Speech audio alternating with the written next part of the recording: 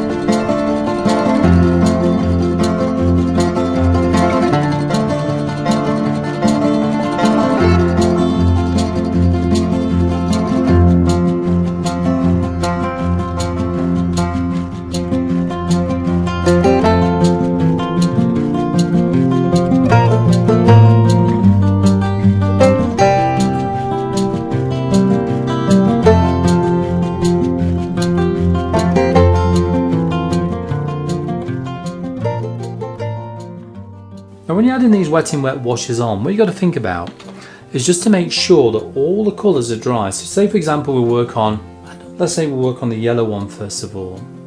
Then when we work on the next one, the inner ring, or this next ring in, ensure that the yellow is nice and bone dry, otherwise this colour will start to bleed into the other colour. You don't want that to happen. So ensure that everyone's dry first, and the same will apply when we work on the blue layer. Make sure that the middle ring, the brownie layer, is nice and dry. Otherwise, again, that will bleed into that. I mean, there are situations where you find it's quite beneficial to have that gradual bleed, and you get what's called cauliflower marks or blemishes within the other colour, and it can look quite nice. But because we're painting a very detailed feather, we don't want that to happen, trying to keep these sections completely apart. So bear that in mind, just make sure it's nice and dry before you add the next colour on.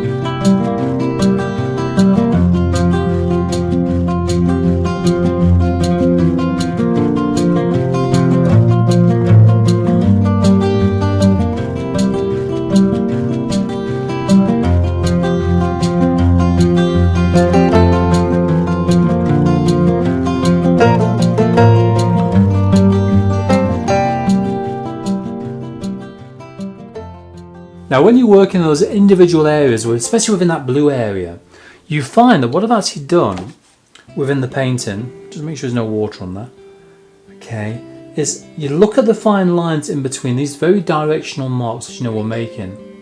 But when you load your brush, load it with a little bit of paint first of all, making sure it's kind of watery. What I tend to do is add a bit of water just in one corner of a mixing well.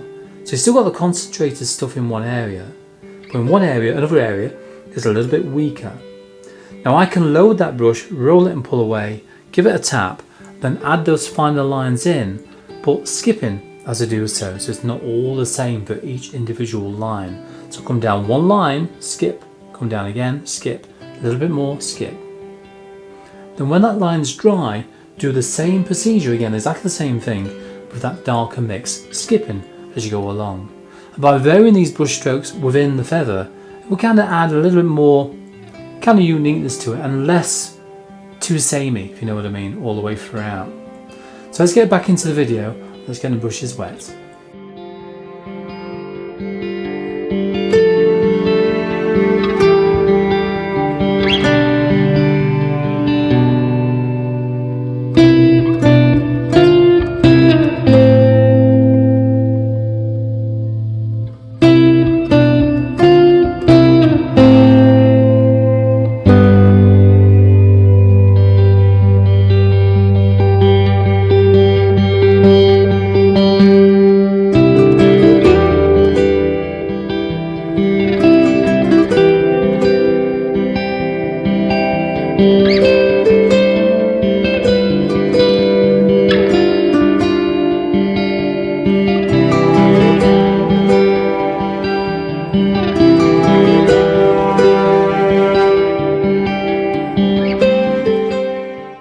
Now if you're enjoying this video on how to paint a very detailed peacock feather, could you do me a favour and click on like, subscribe, share and comment down below. You see, all these interactions encourage YouTube to show my content to even more people out there, and this will also enable my channel to grow and give me the option as well to teach even more people like yourself here on YouTube.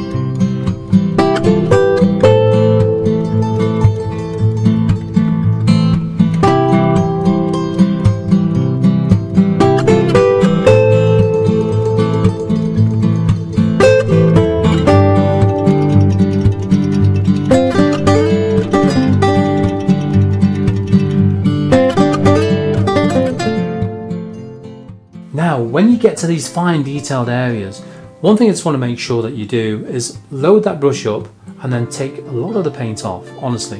So you're going to load it, okay, and you're going to roll it, pull away again, and then lightly tap it 2 or 3 times on some kitchen roll before you go to the painting. That will give you like a semi-dry brush, so a nearly dry brush. And when you've got a nearly dry brush, you find you can get some very fine little tiny details.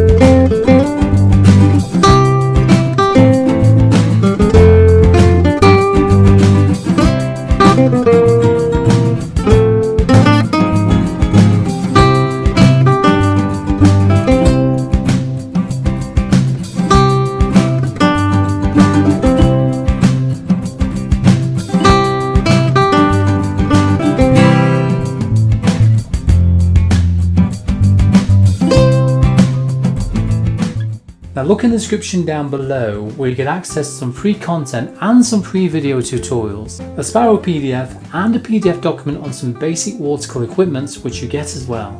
Now have a look to my left there and you can see there's a very detailed feather on a Harris Hawk bird of prey, and I'll show you exactly how I paint that. I'll see you there.